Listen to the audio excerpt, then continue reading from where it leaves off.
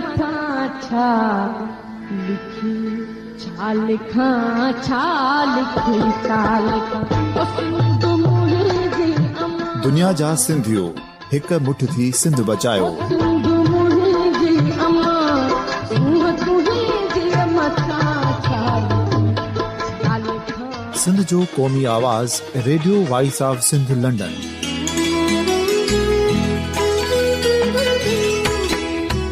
Radio voice of Sindh London पंहिंजी नशरियात में सिंध जी सियासत, समाज, इक़्तिसादियात, तारीख़, क़ौमी उमंगुनि ऐं इख़्लाक़ियात मुतलिक़ सिंध जी हक़ीक़ी तर्जुमानी कंदे प्रोग्रामनि खे असराइतो बणाइण लाइ सिंध जे घण घुरनि ऐं धरतीअ सां प्यार कंदड़ अदीबनि, दानिशवरनि, सहाफ़ियुनि, उस्तादनि, वकीलनि ऐं हर तबिके जे मानवारनि सजणनि खे सिंध में शऊरी इनकलाब लाइ सहकार जो सॾु ॾियूं था। अचो त गॾिजी सूफ़ियुनि ऐं संतनि वारी सिंध जो ओज हिकु मुठ थी वरी वापसि आणण वारे सफ़र जा साथारी बणिजऊं।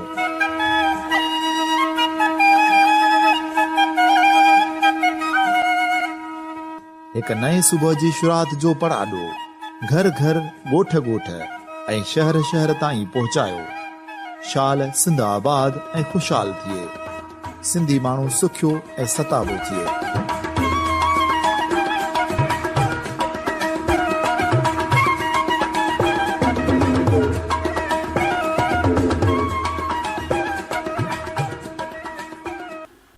Radio voice of Sindh London तां प्रोग्राम ख़बरुनि जी दुनिया में अहम ख़बरूं, नामवर कालम निगारनि ऐं अहम लेखकनि जा मज़मून ऐं मुख़्तलिफ़ अख़बारुनि जा एडिटोरियल ऐं ॿियो घणो कुझु रोज़ानो radio voice of Sindh London तां नशर कयो वेंदो आहे। ॿुधण न विसारींदा। Radio voice of Sindh London तां प्रोग्राम ख़बरुनि जी दुनिया में सिंध जे मुख़्तलिफ़ ज़िलनि मां अहम ख़बरूं साण करे हाज़िर ख़िदमत आहे फ़ाज़िल चन्ना। सभ खां पहिरीं अहम ख़बरूं अव्हां जे समातुनि जे नज़र कंदो थो हलां। अहम सुर्ख़ी आहे त पीपी मुतहदा ऐं पीएसपी तक बंदियुनि ते एतिराज़ वारे छॾिया। सिंध असेंबलीअ में ठहराव जमा करायो वियो। आदमशुमारी बाबति ख़दशा दुरुस्त निकिता। असांखे ॿुधायो वियो त सिंध जूं सीटूं साॻियूं रहंदियूं। सिर्फ़ कराची न पर समूरी सिंध खे अंडर काउंट कयो वियो आहे। पीपी जो मौक़िफ़ आहे त समझ में नथो अचे त क़ौमी असेंबलीअ जे तक खे बि हिकिड़े ज़िले ताईं छो महदूद कयो वियो ऐं उहो तक ज़िलो किरास छो नथो करे सघे। मुख़ालिफ़ धुर सां गॾायूं। ख़्वाजा इज़हार ऐं पीएसपी ठहराव जमा कराए छॾियो। तकबंदियूं तकरारी आहिनि। कराची शहर खे बहिराड़ी करार ॾिनो वियो। रूरल सीटूं वधाई वयूं। अॼु ठहराव आणींदासीं। ॿी अहम सुर्ख़ी आहे त नवाज़ शरीफ़ चयो आहे त पीपी रज़ा रब्बानीअ खे सेनेट चेयरमैन लाइ नामज़द कयो त असां पंहिंजो उम्मीदवार न आणींदासीं। ज़रदारी नवाज़ शरीफ़ जी आछ रद्द करे छॾी। नवाज़ शरीफ़ जो पार्टी अॻवाननि ऐं इत्तेहादियुनि सां धारदार इजलास रज़ानीअ खां सवाइ ॿियो उम्मीदवार आणण ते भरपूर मुक़ाबिलो करण जो फ़ैसिलो कयो वियो। पीपी जो सेनेट चेयरमैन लाइ सलीम मांडीवाला जे नाले ते गौर। आसिफ ज़रदारी चयो त नथो चाहियां त रज़ा रब्बानी ॿीहर चेयरमैन थिए। मौलाना फज़लुर रहमान चयो त इत्तेहादियुनि खे नवाज़ शरीफ़ घुरायो हुयो। ज़रदारी आॾो बि तजवीज़ूं रखंदुसि। ज़रदारी चयो त मौलाना हिन भेरे बि असांजो साथ ॾींदो।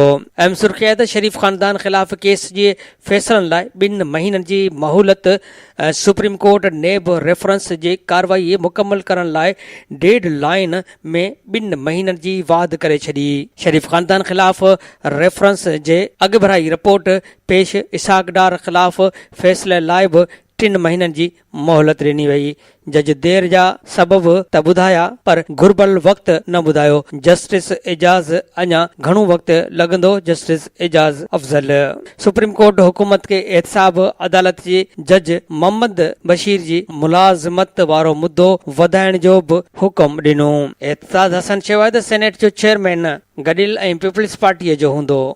तहरीक इंसाफ़ बि पीपल्स पार्टी जे सेनेट चेयरमैन ते इतफ़ाक़ कंदी। अहम सुर्ख़ी आहे त ॿियनि सूबनि जूं 8 रिथाऊं मंज़ूर। एकनिक सिंध जी हिकु बि रिथा मंज़ूर न कई। वज़ीर आज़म जी सदारत हेठि इजलास वफ़ाक़ी तरक़ियाती बजट 425 अरब मां वधाए 1 खरब ताईं कई वई। इक़्तिसादी राब्ता कमेटी बि स्टील मिल जे मुलाज़िमनि खे 3 महीननि जूं रहियल पघारूं ॾियण जी मंज़ूरी ॾिनी।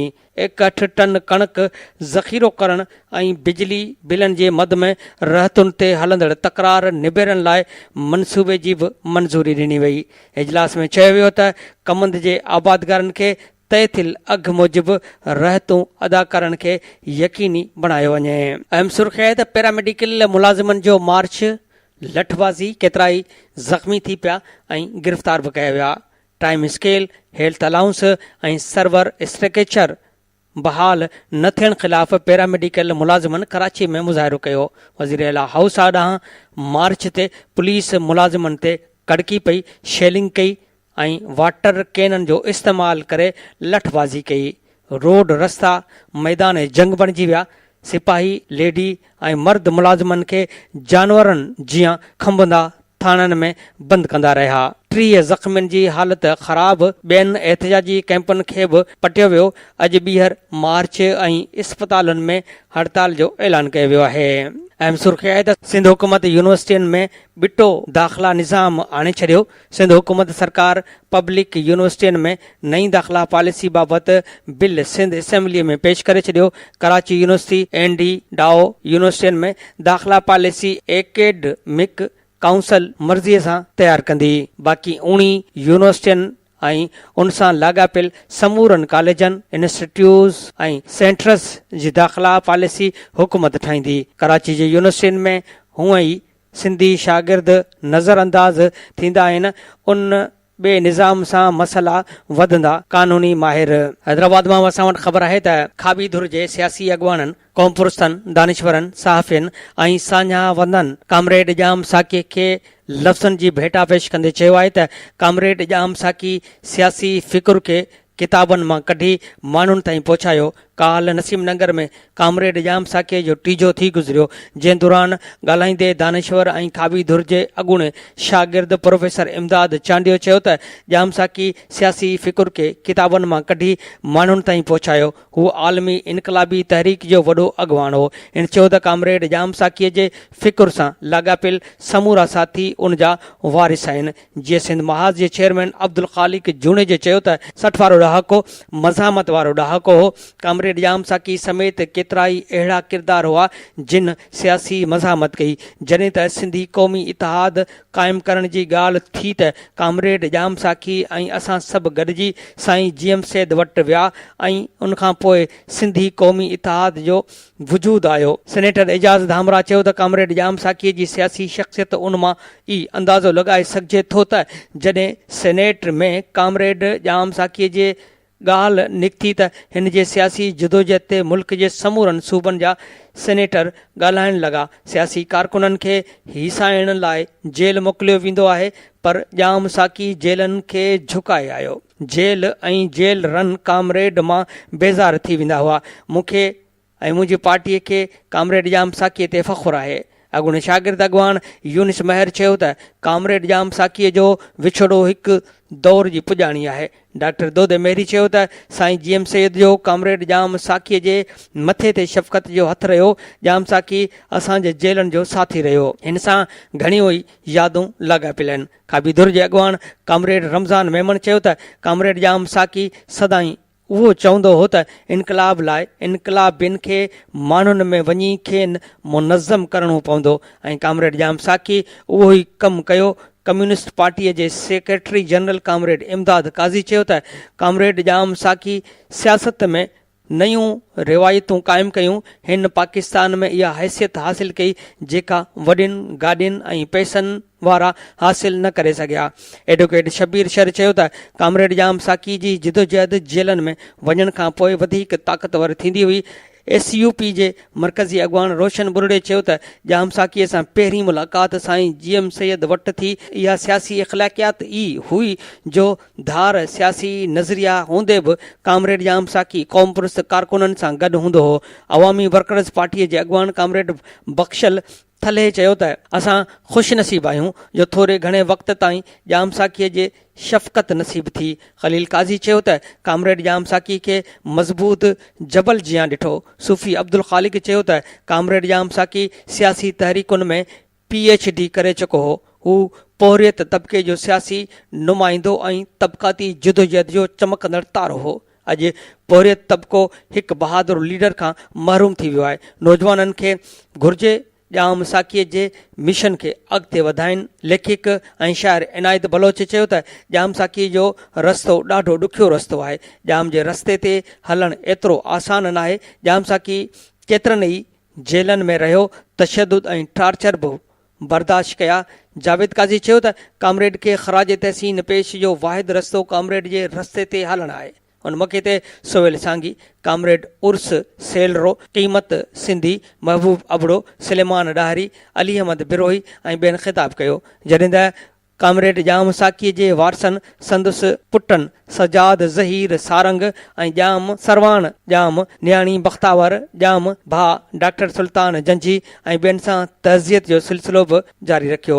काल कामरेड ॼाम साकी जे टीजे ते अवामी जमहूरी पार्टी जे अॻवान इब्रार काज़ी, जिस्कम अॻवान डॉक्टर नियाज़ कालानी, ACUP अॻवान ज़ैन शाह, अमानुल्ला शेख, नज़ीर कुरैशी, समाजी अॻवान पुनल सारियो, कामरेड राशिद लिगारी, असलम ख्वाजा, डॉक्टर ईश्वर कुमार, लाला रहमान समूह, फारूक सुमरो, MNA अमीर अली शाह जामोट, वहाब पंधराणी, आकाश संतोराणी, डॉक्टर नियाज़ सुमरो, मोहम्मद उस्मान मंगी, प्रोफेसर एजाज कुरैशी, कामरेड वज़ीर लाखो, प्रोफेसर अब्दुल मजीद चांडियो, खलील खंभाटी, कामरेड इकबाल अज़ीज़ सुमरो, इम्तियाज़ चांडियो, लतीफ़ मलाह, मक़बूल मलाह, मजीद राजड़, जानी ख़ासखेली, रशीद चांडियो ऐं ॿियनि वारसनि सां तहज़ियत कई। जॾहिं त कामरेड ॼाम साकीअ जे टीजे जे मौक़े ते नामियारे रागी बरकत फ़क़ीर भिटाईअ जूं वायूं ॻाए कामरेड ॼाम साकीअ खे भेटा पेश कई। इस्लामाबाद मां असां वटि ख़बर आहे त सुप्रीम कोर्ट थर में मासूम ॿारनि जे फ़ौत थियण जे बारे में सूबाई हुकूमत जी रिपोर्ट रद्द कंदे हिदायत कई आहे त मामले ते माहिरनि जे कमेटी जोड़ी वञे, जेका 15 ॾींहनि में रिपोर्ट अदालत में जमा कराए। मिठीअ में ॿारनि जे फ़ौत थियण जे मामले ते चीफ जस्टिस साकिब निसार जी सरबराहीअ में 3 रुकनी बेंच शुनवाई कई। शुनवाईअ दौरान चीफ जस्टिस जो चवणु हो त ॿारनि खे ग़लति वैक्सीन लॻाई वई ऐं काल्ह बि 3 ॿारनि जे मौत थी। उन्हनि शयुनि ॾिठो वञे ऐं ॿुधायो वञे त मिठी में ॿारनि जे मौत जो सबबु छा आहे। एडिशनल एडवोकेट जनरल चयो त ॿारनि जे मौत साह घुटिजण सबबु थी। सिंध जे सिहत वारे सेक्रेटरी जो चवणु हो त ॿारनि जे पैदाइश वक़्तु वज़न बि घटि हो। चीफ जस्टिस चयो त ॿारड़ा असांजा नंढा नंढा गुल हुआ, उन्हनि जे ऑक्सीजन जो इंतज़ाम ठीकु न हूंदे सेक्रेटरी सिहत जो चवणु हो त ऑक्सीजन जो इशू थी सघे थो। चीफ जस्टिस चयो त तव्हां त कंहिंखे ज़िम्मेवार नाहे करार ॾिनो। सेक्रेटरी चयो त ॿारनि जे मौत जो सबबु ॿारनि जे बीमारियूं बि आहिनि, जॾहिं त वक़्त खां अॻु शादियूं बि मौत जो सबबु आहिनि। जस्टिस एजाज़ुल हसन चयो त नमूनिया जो मर्ज़ इलाज जोॻो आहे। चीफ जस्टिस चयो त ॿारनि जी मौत सबबु ॼाणण लाइ जांच थियणु घुरिजे। माहिर उन मामले जो जाइज़ो वठी सघनि था। उन ते सेक्रेटरी सिहत चयो त माहिर डॉक्टरनि ते ॿधल कमेटी जोड़ियूं था। चीफ जस्टिस चयो त काल ॿारनि जी मौत वधीक मिक़दार में टुको लॻण सबबु थी।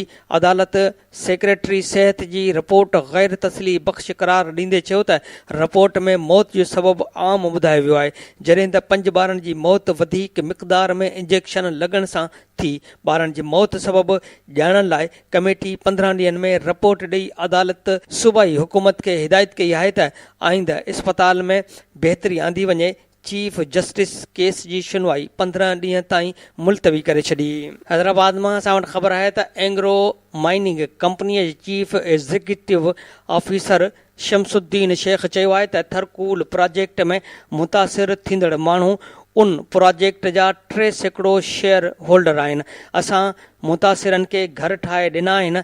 गोराणे डैम जे एहतजाज कंदड़ मुतासिरनि लाइ अञा मुआवज़े समेत ॿियनि फ़ाइदनि वारी आछ बरक़रार आहे। उहे एहतजाज खे छॾे ॻाल्हियूं कनि त असीं खेनि मुआवज़ो ॾियण लाइ तयारु आहियूं।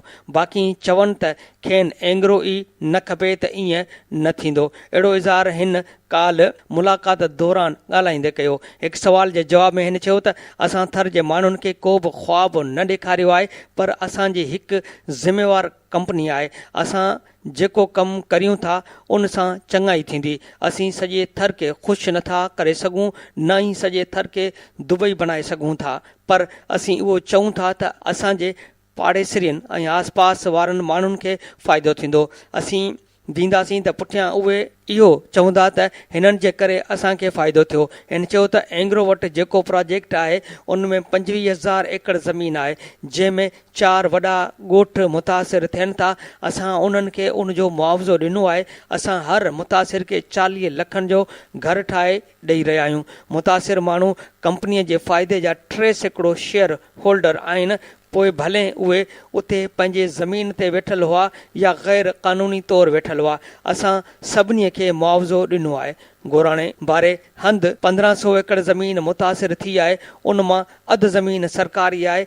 असां उते बि मुतासिरनि खे फ़ाइदो ॾिनो आहे, पर जेके एहतिजाज करे रहिया आहिनि उहे बि ॻाल्हियूं कनि। असीं खेनि उहो ई मुआवज़ो ॾींदासीं जेका असां खेनि शुरूअ में आछ कई हुई। हिन चयो त कोयले जे पाणीअ जे छोड़ लाइ डैम सिंध हुकूमत खे ठाहिणो हो। उन जे मुतासिर खे राज़ी करण बि सिंध हुकूमत जो कमु हो, पर उन कुझु बि न कयो। मुतासिरनि जे बहालीअ लाइ पॉलिसी मौजूदु आहे, उन जे वॾे वज़ीर मंज़ूरी ॾेई छॾी आहे। हिन चयो त असीं इहो कमु बि करियूं पिया जेको एंग्रो जो कमु ई न आहे। असीं थर जे तारीख़ खे गॾु करे रहिया आहियूं। असीं नओं कोट जे क़िले खे बहितर करण जी तयारी करे रहिया आहियूं, जंहिं ते $1 मिलियन ख़र्चु ईंदो। हिन चयो त इहा ॻाल्हि ग़लति आहे त दुनिया कोयले जा प्रोजेक्ट बंदि करे रही आहे। बंदि उहे प्रोजेक्ट थी रहिया आहिनि जिन जो मुदो पूरो थी वियो आहे। हाणे दुबई में 2400 मेगावाट जो कूल पावर प्रोजेक्ट लॻी रहियो आहे। दुनिया जे 65 मुल्कनि में कोयले जा प्रोजेक्ट हली रहिया आहिनि। असांजो थरकूल वारो प्रोजेक्ट जदीद टेक्नोलॉजी वारो आहे, जदीद बॉयलर आहे। असांजो सेट अप आलमी मयार जो आहे। मालियाती नुक़सान न थींदो। हिन चयो त PP जे गुज़िरियल वफ़ाक़ी हुकूमत असांजी का ख़ासि मदद न कई हुई, पर क़ाइम अली शाह असांजे वॾी मदद कई। मुराद अली शाह सूबाई वज़ीर ऐं हाणे वॾे वज़ीर तौरु असांजी मदद करे रहियो आहे। हिन चयो त थर जे कोयले मां असां जेका बिजली ठाहींदासीं उहा नेशनल ग्रिड में वेंदी। इहा बिजली सिधी रीति सिंध खे मिलण जो को मुआदो न थियल आहे। असां वटि थरकूल जा 2 यूनिट आहिनि, जंहिंमां हिकु यूनिट हलंदड़ साल डिसंबर में बिजली ठाहिणु शुरू कंदो। उन मौक़े ते एंग्रो जे general manager CSR Naseer Memon चयो त TCF जे स्कूलनि में सिंधी ॿोली पढ़ाइण लाइ एंग्रो 10 करोड़ रुपयनि जी फंडिंग करे रही आहे। थर जे हर तइलके में TCF जा स्कूल खोलाईंदासीं। हर स्कूल में 900 ॿार पढ़ंदा। असीं सिंधी ॿोलीअ लाइ कमु करे रहिया आहियूं। उन मौक़े ते एंग्रो जो तर्जुमान मोहसन बबुर बि मौजूदु हो। अहम सुर्ख़ी आहे त ठठे जे तकनि में फेरफार, 5 तपा ॿियनि तकनि में शामिल। इलेक्शन कमीशन ठठे जे यूनियन काउंसिलनि जे तपनि खे टोड़े ॿियनि सूबाई तकनि में शामिल करे छॾियो। मेहड़ मां बसां वटि अहम सुर्ख़ी आहे त मेहड़ में वापारीअ ते हमले ख़िलाफ़ अनाज मंडीअ में हड़ताल करे धरणा हया विया। राइस मिल्स अॻवान न्याज़ बुरड़ो ते हमले ऐं मथस केस दाख़िल थियण ख़िलाफ़ अनाज बाज़ार में शटर बंदि हड़ताल कई वई। सभई वापारियुनि, सियासी समाजी अॻवाननि ऐं शहरियुनि काज़ी आरिफ रोड मुख़्तियार ॾेपर राइस मिल्स खां जुलूस कढियो। बाईपास वटि किलोमीटर पैदल मार्च करे इंडस हाईवे ते बागर चौक ते अलॻि अलॻि धरणा हया। हुक्मरान धुर जे जवाबदारनि सां पुलिस बिट बणियल आहे। जवाबदार गिरफ़्तार करे कूड़ो केस ख़तमु कयो वञे, अॻवान जो मुतालिबो। अॼु समूरी दुनिया में औरतुनि जो आलमी ॾिहाड़ो मल्हायो पियो वञे। अहिड़े मौक़े ते पाकिस्तान जे पुठिते पियल इलाइक़नि जूं औरतूं इंतिहाई अदम तहफ़ुज़, ख़ौफ़ ऐं अबतरीअ वारी हालति में ज़िंदगी गुज़ारे मायूसियुनि जो शिकार थी रहियूं आहिनि। उते थर जहिड़े इंतिहाई पुठिते पियल इलाइक़े में अहिड़ी औरत बि रहे पई जेका औरतुनि लाइ आज़म, हौसले ऐं जुरत जी अलामत बणियल आहे। संदसि ज़िंदगी आम औरतुनि खे जीअण जो उत्साह ॾींदी नज़र अचे थी। उमरकोट वेझो तारीख़ी ॻोठ खारोड़ो चारण में रहंदड़ मुआशी तौर पसमांदा ऐं घटि तइलीम रखंदड़ रशीद सांद 17 साल अॻु औरतुनि जे हक़नि बाबति पंहिंजो आवाज़ बुलंद कंदे जिदोजहद जी शुरूआति कई ऐं उन खां पोइ संदसि खाते में इंसानी हक़ तोड़े औरतुनि ऐं ॿारनि जे हक़नि लाइ जिदोजहद जा दास्तान शामिल थींदा विया। इलाइक़े में औरतुनि तोड़े ॿारनि सां थींदड़ जिस्मानी तोड़े जिनसी उक़ूबतनि तोड़े नंढी ॼमार जे शादियुनि ख़िलाफ़ संदसि आवाज़ में मौजूदु ललकार में कॾहिं बि झीणाई न थी। पाण सदाई इलाइक़े में नियाणियुनि जे विकिरे तोड़े नंढी ॼमार जे शादियुनि खे रोकण लाइ वक़्त जे हुकुमराननि तोड़े अमलदारनि सां बि मुहाॾो अटकायो ऐं सुरख़रू थी। औरतुनि ॿारनि तोड़े पोहरियतुनि लाइ रशीद सांद जी लाॻीती जिदोजहद जी मोट में मुख़्तलिफ़ मक़ामी तोड़े क़ौमी इदारनि पारां खेसि 5 एवार्ड पिणु ॾिना विया आहिनि। रशीद सांद जे ख़ानदान पारां संदसि मुकमल पुठभराई हासिल आहे। समाजी तौर थर जे इलाइक़े में औरतुनि खे रोडनि ते अची एहतजाज करण खे ख़राब सम्झण जे बावजूदु रशीद सांद जो कुटुंब रशीद सांद जी जिदोजहद ते फ़ख़ुरु महसूसु करे थो ऐं संदसि घरबाती संदसि हिसे जो कमु करण में ख़ुशी महसूसु कनि था।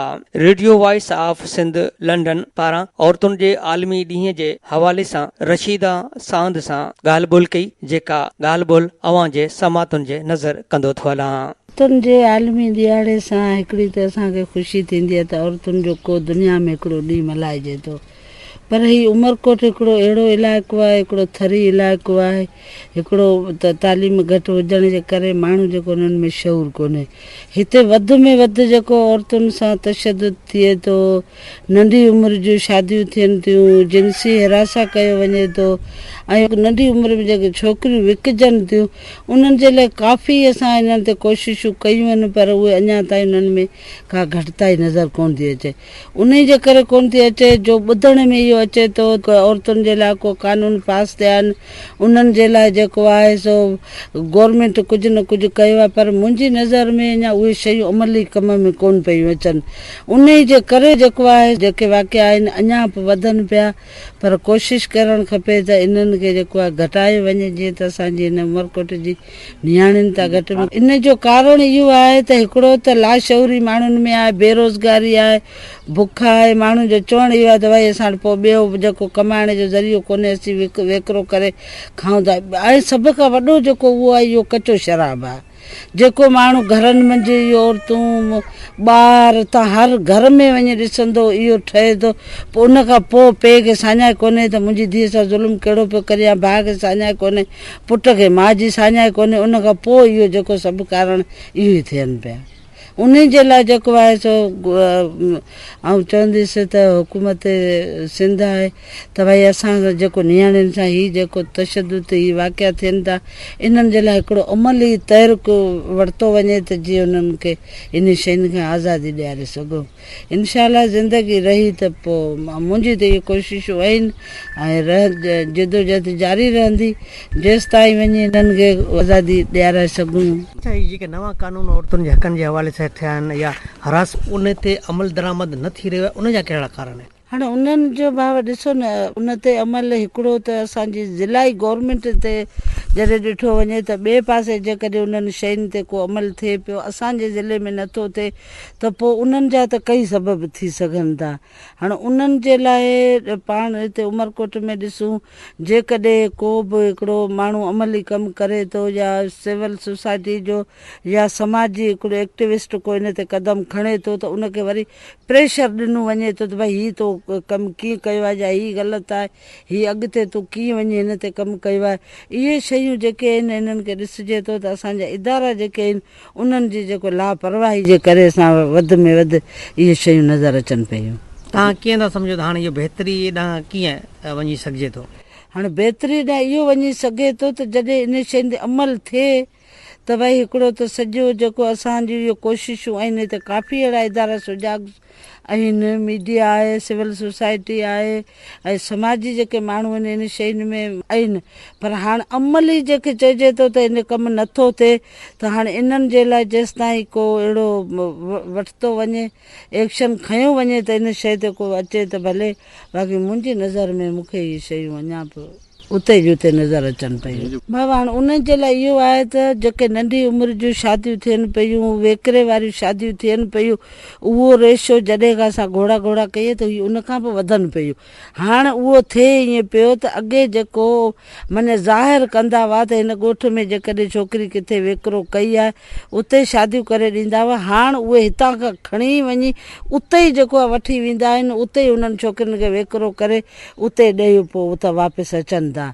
हाणे इन जे लाइ जेको अमली कमु इदारा जी त पुलिस आहे, उन्हनि ते 2-3 दफ़ा छापा हाणे उन्हनि माण्हुनि खे जेको हिकिड़ो वॾो हिननि जो हिकिड़ो गिरोह आहे ठहियलु, जेको माण्हुनि खे जीअं माल बकरियुनि जूं पिड़ियूं लॻियलूं आहिनि अहिड़े नमूने सां माण्हू वेहनि था, उहे उन्हनि खे वठी वेकिरो कंदा। जेसि ताईं उन्हनि माण्हुनि ते ई अमली कमु न कंदा तेसि ताईं ही मुंहिंजी सम्झ में त इहो कमु सम्झो त जेको थर जी ऐं उमरकोट जी जेको दुनिया खां केतिरी परे आहे ऐं उहा अॻिते छो नथी अचे? उहा अॻिते अचण जो जेका ॻाल्हि आहे न, उमरकोट हिकिड़ो त तालीम जे हवाले सां तव्हां ॾिसंदो त सफ़ा पोइते पियल माण्हू आहिनि, जेको मञा एतिरी हुननि जी रसाई कोन्हे।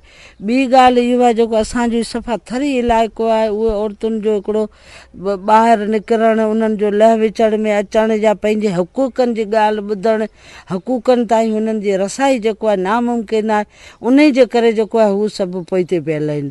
हाणे इन्हनि जे लाइ सभिनि खे गॾिजी का जिदोजहद करणु खपे, जंहिंमें इदारा बि हुजनि, मीडिया बि हुजे, सिविल सोसाइटी बि हुजे, त उहे शयूं जेके आहिनि उहे हिकिड़ियूं त ओपन फोरमनि ते अचनि त भई असांजे सां वाक़ई ही ज़ुल्म, ही तशदुद, ही वेकिरा, ही सभु शयूं थियनि पियूं।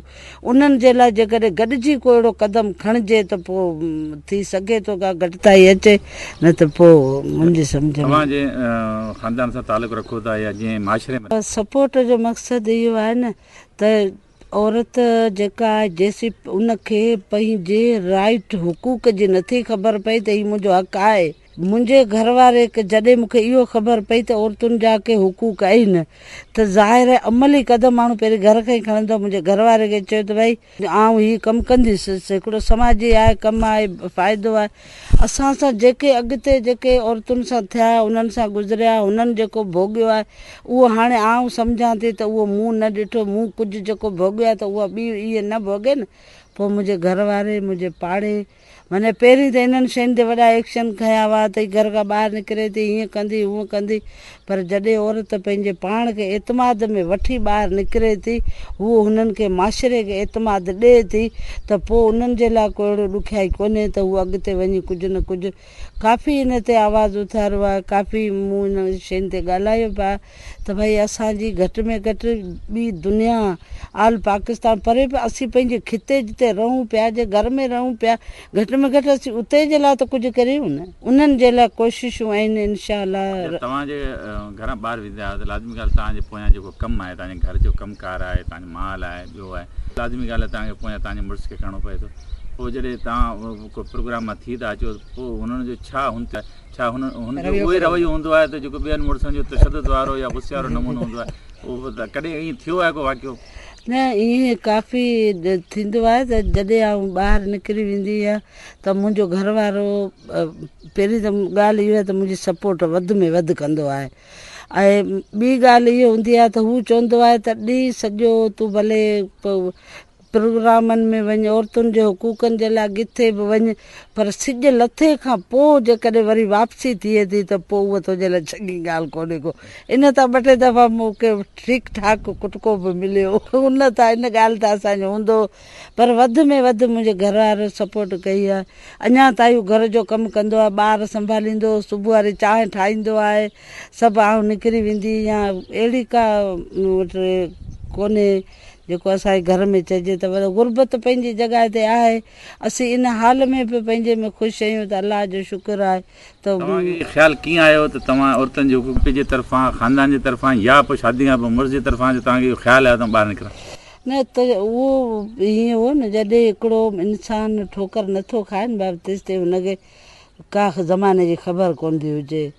असांजो जेको समाज सां असांजो बाबा हो हिकिड़ो लिखियलु पढ़ियलु माण्हू हो, उन इहो जंग कई हुई त पंहिंजी धीउनि खे को 2 अखर पढ़ाया हुआ।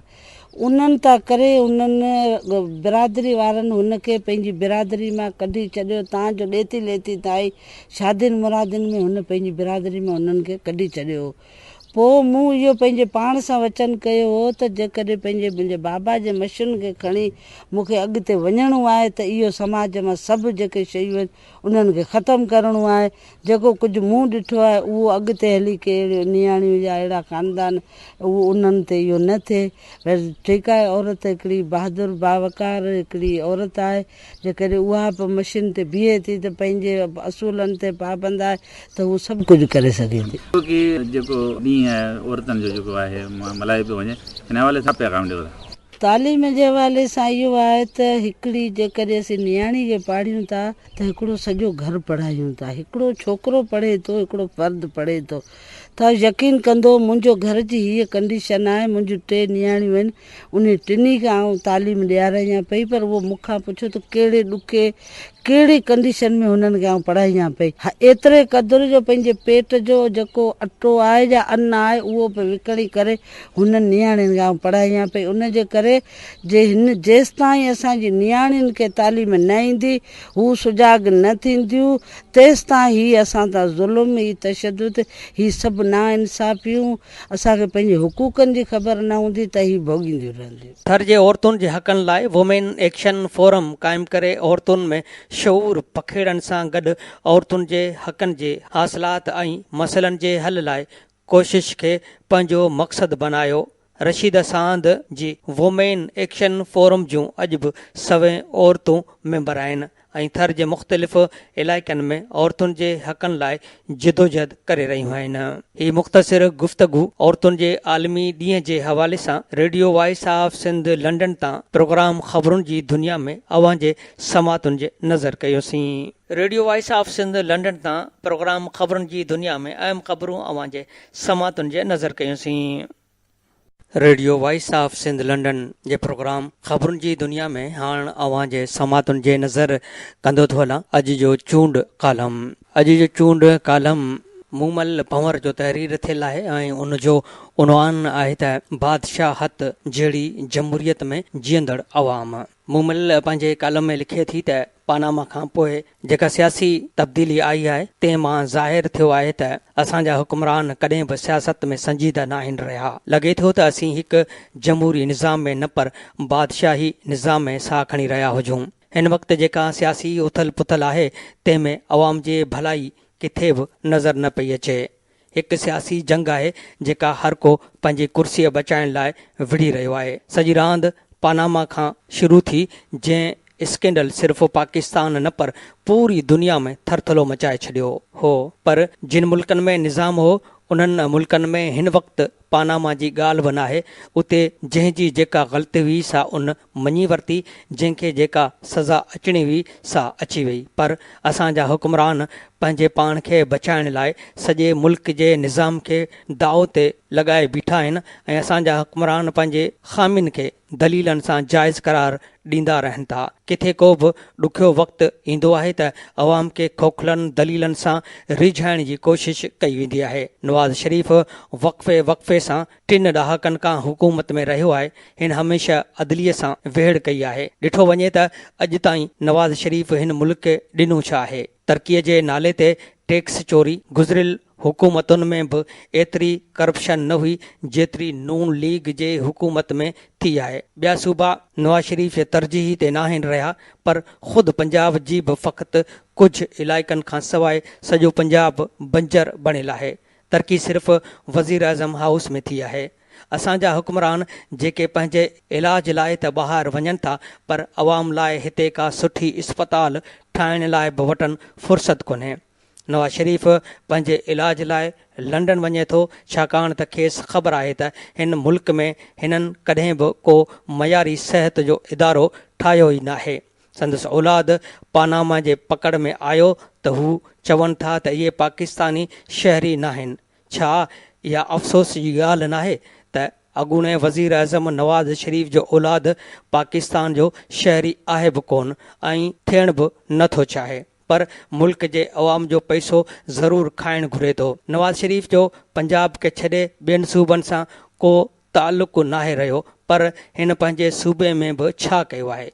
लाहौर खे छॾे पंजाब जे केतिरनि इलाइक़नि में अॼु बि गैस नाहे, रोड रस्ता नाहिनि, नौजवाननि लाइ रोज़गार नाहे, इस्पतालूं नाहिनि, तइलीम जूं सहूलियतूं नाहिनि। हिन फ़क़ति उन जॻह ते इन्वेस्ट कयो आहे जिते खेसि फ़ाइदो थींदो आहे। इहा ॻाल्हि न विसारणु घुरिजे त नवाज़ शरीफ़ हिकु वापारी माण्हू आहे। हिन पंजाब खे ॿियनि सूबनि खां कुझु बहितर बि उन लाइ कयो त जीअं संदसि कारोबार जो राहूं हमवार थी सघनि। हर शइ ते रोज़ ₹2 इज़ाफ़ी टैक्स लागू कयो वञे थो ऐं इहो सॼो टैक्स चोरी थींदो रहियो आहे, जेको पानामा जी सूरत में हाणे नवाज़ शरीफ़ जे नड़ीअ में फाथल आहे। नवाज़ शरीफ़ पानामा ऐं नाअहलीअ खां पोइ पंहिंजी साख त विञाए छॾी, पर हिकु अनापुरुस्त हुक्मरान वांगुरु इदारनि सां बि वेड़ करे रहियो आहे। काल्ह ताईं त नवाज़ शरीफ़ खे अदालतुनि ते एतमाद हो, पर जॾहिं अॼु संदसि ख़िलाफ़ केस पिया हलनि त नून लीग खे हर रोज़ तोहीन अदालत कंदे ॾिसी सघिजे थो। को शक नाहे पाकिस्तान जी सियासत हिकु रिवायती ऐं मोरसी सियासत थी वई आहे। कॾहिं बि कंहिं बि पार्टीअ जो को बि मुख़लिस कारकुन कंहिं पार्टीअ जे उहिदे ते नाहे रहियो। पार्टियूं पंहिंजे कारकुननि खे फ़क़ति जलसनि में अवाम गॾु करण, रोड रस्तनि ते उन्हनि जा बैनर ऐं झंडा लॻाइण में ई इस्तेमालु कनि थियूं। मोट में उन्हनि खे जेके आसरा मिलनि था से बसि आसरा ई हुजनि था। इहा पाकिस्तान जी बादशाहत वारी जमहूरियत आहे। असांजे हुक्मराननि जी सिक्योरिटीअ लाइ त हज़ारे अहलकार मुक़ररु कया वञनि था, जिन खे बि अवाम ई पघार ॾिए थो, पर अवाम जी सिक्योरिटी किथे आहे? सॼे मुल्क जा हाकिम पंहिंजे कुर्सी, पंहिंजी ज़ात, पंहिंजे घर लाइ सियासत करे रहिया आहिनि, पर अवाम लाइ केरु आहे? अवाम साॻियनि कूड़नि आसरनि में आहे। हिन करप्ट निज़ाम जेको ॼण त उन्हनि जो मुक़दर बणिजी चुको आहे। हिन वक़्तु अवाम हिन सॼे सियासी ड्रामे मां तंग अची चुको आहे। खेनि हिकु शफ़ाफ़ सियासी मुतबादिल खपे, जेको खेनि करप्ट निज़ाम जेको ॼण त उन्हनि जो मुक़दर बणिजी चुको आहे तंहिंमां आज़ादु कराए। हिन वक़्तु अदलिया अवाम में पंहिंजी हिकु सुठी साख क़ाइमु कई आहे। उहो ई सबबु आहे जो अवाम पंहिंजे मसइलनि जे हल लाइ सिर्फ़ु अदालतुनि ॾांहुं ॾिसी रहियो आहे। असां ॾिसूं पिया त जॾहिं सिंध जे माण्हुनि खे साफ़ पाणी नथो मिले, तॾहिं बि फ़क़ति अदालती फोरम ई बचे थो, जेको माण्हुनि जे उन बुनियादी ज़रूरत ते सरगर्म आहे जेको अवाम जे दहां वरनाए पियो। अदालत कुझु वक़्त खां जेके फ़ैसिला करे रहियो आहे तंहिं ते अवाम ख़ुशि आहे। हीअ वक़्तु आहे त करप्ट हुक्मराननि जो बेरहमानू एहतिसाब थिए, खेनि सज़ाऊं अचणु घुरिजनि। मुल्क में इंसाफ़ भरियो को निज़ाम जुड़े जंहिंजो अवाम खे वॾे अरसे खां इंतज़ारु आहे। हीउ चूंड मज़मून अवां जे समातुनि जे नज़र थियो, जेको तहरीर थियले हो मूमल पंवर जो ऐं उनजो उनवान हो बादशाहत जहिड़ी जमहूरियत में जीअंदड़ अवाम। इन सां गॾु अॼु जो ॿियो चूंड कालम बि अवां जे समातुनि जे नज़र कंदो थो हलां। अॼु जो ॿियो चूंड कालम तहरीर कयो आहे मोहम्मद सिद्दीक़ राहिमू ऐं उनजो उनवान आहे अॼु जे जदीद दौर में औरत केतिरी आज़ादु आहे। मोहम्मद सिद्दीक़ राहिमू पंहिंजे मज़मून में लिखे थो त अॼु 8 मार्च ते पूरी दुनिया में औरतुनि जो आलमी ॾींहुं मल्हायो पियो वञे। हूअं त साल जा काफ़ी ॾींहं कंहिं न कंहिं अज़ीम हस्ती ॿारड़नि, ॿुढड़नि ऐं उस्तादनि खां वठी तइलीम तोड़े ॿियनि अनेक मौज़ूअनि जे हवाले सां मल्हाया वेंदा आहिनि, पर अॼोको हीउ ॾींहुं उन अज़ीम हस्तीअ खे भेटा ॾियण लाइ मल्हायो वेंदो आहे, जेका हिकु माउ आहे, हिकु भेण पाए त हिकु ज़ाल पाए। मतिलबु त औरत जे हर रूप पूरी काइनात जो हसीन रूप आहे ऐं काइनात जा सभई हसीन रंग औरत सां ई आहिनि। अॼु पाण ज़िक्र कंदासीं हिन समाज में रहंदड़ औरतुनि जो, जेके हिन जदीद दौर में पिणु 16वीं सदीअ वारी ज़िंदगी गुज़ारे रहियूं आहिनि। सिंध जी औरत ऐं आज़ादी। जीअं आज़ादीअ जो हक़ हासिल करणु दुनिया में हर इंसान लाइ लाज़िम आहे, हिकु शऊर जो दरवाज़ो आहे। उते सिंध जी औरत उहो ख्वाब में बि नाहे ॾिठो, न कॾहिं तसवुरु कयो आहे त आज़ादीअ जो मफ़हूम छा आहे ऐं आज़ादी कंहिं लाइ हुजणु घुरिजे। इहो सुवालु हिन तरक़ी याफ़्ता दौर में अजीब व ग़रीब लॻे थो, जेतोणीकि सिंध जे भेट में आलमी दुनिया में तहक़ीक़ करे ॾिसिजे त औरतुनि मर्दनि जी निस्बत में वधीक तरक़ी याफ़्ता ऐं बाशऊर आहिनि। उहे समाज खे बहितर नमूने सुधारण में हर वक़्तु कोशिश रहनि थियूं। दुनिया में वॾनि वॾनि उहिदनि ते फ़ाइज़ उहे औरतूं ग़ुलामीअ जहिड़ी ज़िल्लत खां आज़ादु आहिनि। उन जे भेट में सिंध जी औरत जी ज़िंदगीअ जे मौजूदा सूरत हाल ते हिकु पल बि नज़र विझी ॾिसिजे त सवाइ अफ़सोस जे ॿियो कुझु बि पले नथो पवे। केॾी न अफ़सोस जी ॻाल्हि आहे जो सिंध जी औरत अॼु बि ग़ुलामीअ जे ज़ंजीरनि में जकड़ियल आहे ऐं तइलीमी लाड खां महरूम आहे। औरत खे ॼमण खां ई माल वांगुरु घर में वाड़ियो वियो आहे, जंहिं वटि पंहिंजी क़िस्मत जो फ़ैसिलो करण जो को इख़्तियार न आहे, न ई हूअ पंहिंजी मर्ज़ी अपनाईंदे शादी करण लाइ के चङे वर जी चूंड करे सघे थी। बालिग़ थियण खां पोइ सिंध ख़ासि तौर ते ॿराड़ीअ जी औरत अॼु बि संग चठीअ में ॾियण ऐं वठण जे हिकु कारोबारी शइ बणियल रहे थी। किथे वरी जिस्म खोर अयाश पुरुस्तनि जे हवस जो शिकार बणिजी अनेक अज़ियतूं सहे थी। किथे वरी खेसि चंद टकनि एवज़ ज़ोरीअ पोढ़नि मर्दनि सां परणायो वञे थो। कंहिं उर्दूअ शाइर जूं ही सिटूं केॾी न हाव ॾारींदड़ अकासी कनि थियूं। बड़े नाज़ से पाला था जिनको माँ बाप ने, बाद शादी वो बेटियां जल गईं। ईअं ई आख़िर में औरत फ़रसुद रीतनि ऐं रवाजनि मां जिंद छॾाइण लाइ या त आबघात कंदे पंहिंजी बदनसीब ज़िंदगीअ जो अंत आणे थी या त टिन कपिड़नि में घर छॾे फ़रार थी वञे थी। नतीजे में कारोकारीअ वारो कुद्धो ऐं वॾेराशाहीअ जो हथ ठोकियो एक्ट तहरुक में अची वेंदो आहे ऐं औरत खे वापसि कराए सरेआम मारियो ऐं लोढ़ियो वञे थो।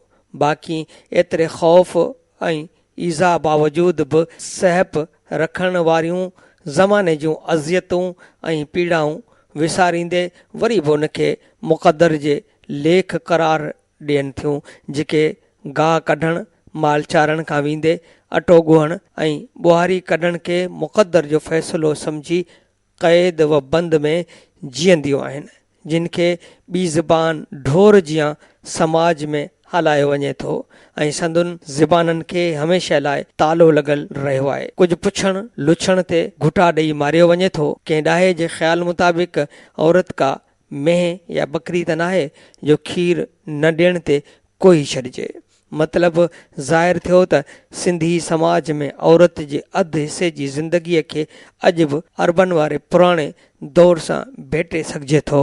इल्म जी हासिलात वारो ख़्वाबु ॿियनि सुधरियल मुल्कनि में औरत खे पैदाइशी हक़ खां वेंदे तइलीम हासिल करण ऐं मुलाज़िमत करण जा घुर्बल मौक़िया मुयसरु आहिनि, जेके घुर्बल मसइलनि खे वेंदे मुल्की सतह ते तरक़ीअ लाइ मर्दनि सां कुलो कुले में मिलाए बीठल आहिनि। पर जेकॾहिं सिंधी समाज में औरत खे तइलीमी लिहाज़ सां ॾिसिजे त हिते तइलीम सिर्फ़ु शाही ख़ानदाननि सां तालुक़ रखंदड़ औरतूं ई पिराइनि थियूं। उहे सरकारी तोड़े नीम सरकारी इदारनि में मुलाज़मत कनि थियूं। बाक़ी ॿहिराड़ीअ जी आबादीअ में औरतुनि जे घरू कमकार खां सवाइ घर खां ॿाहिरि निकिरण खे बि ऐब सम्झो वञे थो, जेको औरत जी तइलीमी तोड़े समाजी तरक़ीअ में वॾी रुकावट आहे।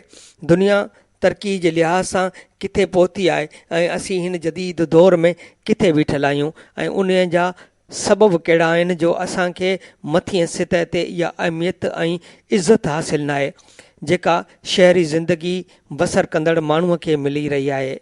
ऐं असां जूं औरतूं छो अॼु मायूसी जो शिकार आहिनि, जंहिं लाइ आज़ादी हिकु ख़्वाबु बणियल आहे। असां जूं पंहिंजूं कहिड़ियूं ग़लतियूं आहिनि या असांजे ज़हननि में कहिड़ो गंद भरियलु आहे जेको औरत जे अॻिते वधण खे असांखे पंहिंजे घटिताई महसूसु कराए थो। उन सवालनि ऐं दरपेश मसइलनि खे मदे नज़र रखी जेकॾहिं इंतिज़ामिया तोड़े ॿियनि मुख़्तलिफ़ इदारनि तरफ़ां हल करण लाइ कोशिशूं वरितियूं वयूं त ज़रूरु हिकु न हिकु ॾींहुं हीउ सॼो मुआशिरो सुधरी ॿियनि तरक़ी याफ़्ता मुआशिरनि सां कुलो कुले में हलण जहिड़ो थी सघे थो ऐं औरत आज़ादीअ सां इल्मु हासिल करे सघे थी।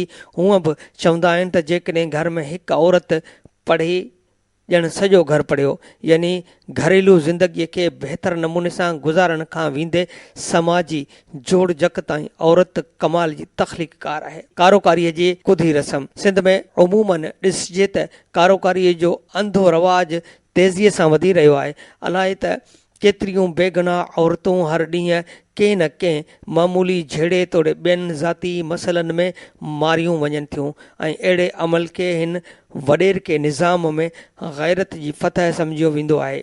उन खां सवाइ जेके वाक़िया इदारनि में मुलाज़मत कंदड़ औरतुनि सां पेश अचनि था उहे बि ॻणतीअ जो बाइस आहिनि।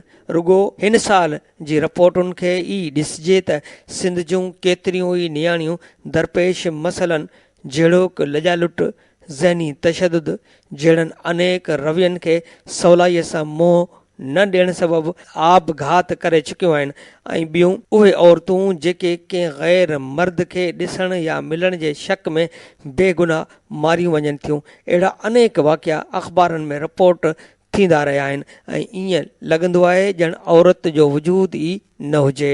जर्मनीअ जी हिकु औरत लिखे थी त दुनिया जी तारीख़ कूड़ थी ॻाल्हाए त मूं औरत जो को वजूद न आहे। वहमनि ऐं वसवसनि में घेरियल सिंधी समाज में औरत खे सदाईं चौपाए माल वारी हैसियत ॾिनी वई आहे।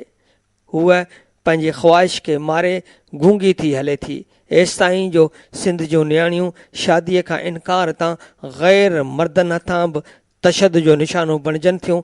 उन ते तेज़ाब हारियो वञे थो, खेनि क़तल कयो वञे थो। जीअं कुझु अरसो अॻु झंगारा में हिकु नियाणी तानिया ख़ासकेली खे सरियाम बग़ैर कंहिं सबब जे क़तल कयो वियो। हीअ हांव ॾारींदड़ वाक़ियो मीडिया जे स्क्रीननि ते हाई लाइट त वॾे पैमाने ते थियो, पर अफ़सोस त उहो इंसाफ़ न मिली सघियो जंहिंजी तानिया जे अमल खे रियासत जे ज़िम्मेवार अमलदारनि मां उमीद हुई। अहिड़ा केतिरा ई वाक़िया सिंध में रिपोर्ट थींदा रहिया आहिनि, पर कानून तहरुक में नथो अचे। जेकॾहिं किथे ॾुहारी खे सज़ा ॾिनी वञे थी त इहा सिर्फ़ु आम ऐं ग़रीब खे, बाक़ी बासर वॾेरो ऐं जागीरदार हमेशह सज़ा खां बची वञनि था। सादनि लफ़्ज़नि में ईअं चइजे त कानून कोरीड़े जो उहो ॼार आहे जंहिं मां हाथी आसानी सां गुज़री वञे थो पर मच्छर फासी वञे थो। नंढी ॼमार में थींदड़ जिनसी तशदुद सिंध तोड़े मुल्क जी सतह ते मासूम ॿारड़ियुनि सां ज़्यादतीअ जो मामिलो हाणे तेज़ीअ सां वधंदो पियो वञे, जंहिंजी रोकथाम लाइ अञा ताईं को बि ठोस प्लान साम्हूं न आहे आयो। न ई अहिड़नि वाक़िअनि में मुलवस ॾुहारियुनि खे का ख़ासि सज़ा मिली सघी आहे। ताज़ा वाक़िया सिंध में मंज़र आम ते आया आहिनि। कसूर जी नियाणी ज़ैनब सां थियल रेप, घुटा ॾेई क़तल करण वारे केस पूरे मुल्क जी नियाणियुनि खे ख़ौफ़ ऐं हिरास में मुब्तला कयो आहे। साॻिए ॾींहं में कराचीअ में रहंदड़ थरजाई नियाणीअ खे वाट वेंदे 7 वहशियनि जिस्मानी तशदुद जो निशानो बणायो, जंहिंसां बि मुल्क जो कानून इंसाफ़ न करे सघियो आहे। अहिड़ा अनेक वाक़िया हर रोज़ अख़बार में ॾिसूं ऐं पढ़ूं था। सिंध जूं साञावंद धुरियूं तोड़े समाजी अॻुवान सिर्फ़ ऐं सिर्फ़ लफ़्ज़ी मुज़म्मत करण में पूरा आहिनि। उहे हिकु अधु ॾींहं लाइ रस्तनि ते अची हाय घोड़ा कनि था, पोइ वरी मंज़र तां गुम थियो वञनि था।